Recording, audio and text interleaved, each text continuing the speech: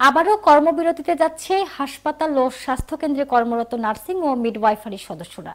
Nursing ও midwifery সংস্কার পরিষদ কর্তৃক এক দফা দাবি, নার্সিং ও মিডওয়াইফারি অধিদপ্তর এবং বাংলাদেশ নার্সিং ও মিডওয়াইফারি কাউন্সিল হতে সকল ক্যাডারদের প্রত্যাহারপূর্বক অধিদপ্তরের মহাপরিচালক, কাউন্সিলের প্রেসিডেন্ট ও রেজিস্ট্রার পদে যোগ্য ও অভিজ্ঞ নার্স প্রদান করতে হবে। এসব দাবি আদায়ের লক্ষ্যে গত ৯ সেপ্টেম্বর হতে সকল নার্সিং, মিডওয়াইফারি ও শিক্ষার্থীগণ রোগীদের সেবা অক্ষুণ্ণ রেখে পরিষদ কর্তৃক ঘোষিত কর্মসূচি শান্তিপূর্ণ ও সফলতার সাথে পালন করে আসছে। আমাদের কর্মসূচি সমূহ ছিল: মাননীয় প্রধান উপদেষ্টা, স্বাস্থ্য উপদেষ্টা বরাবর স্মারকলিপি প্রদান, প্রতীকী কর্মবিরতি, অবস্থান ধর্মঘট ও শান্তিপূর্ণ বিক্ষোভ সমাবেশ। এর মধ্যে সরকার অবসরপ্রাপ্ত নার্স হালিমা খাতুনকে রেজিস্ট্রার হিসেবে নিয়োগ প্রদান করেছেন, কিন্তু এখনো 2টি পদ খালি আছে, মহাপরিচালক ও একজন পরিচালক।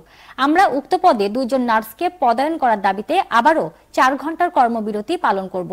যদি আমাদের দাবি মানা না হয় তাহলে আমরা কেন্দ্রের সাথে সমন্বয় করে বৃহত্তর আন্দোলন করতে বাধ্য হব। এবং আমরা যেন আমাদের যে রোগীদের সেবাকে আবার ফিরে যেতে পারি, কারণ আমাদের নার্সিং আমরা সেবা দিব কিভাবে সেটা আমাদের প্রফেশনের লোকই যখন আমাদের ডিপার্টমেন্টে বসবে তারাই ভালো দেশ উন্নতির দিকে এগিয়ে যাচ্ছে।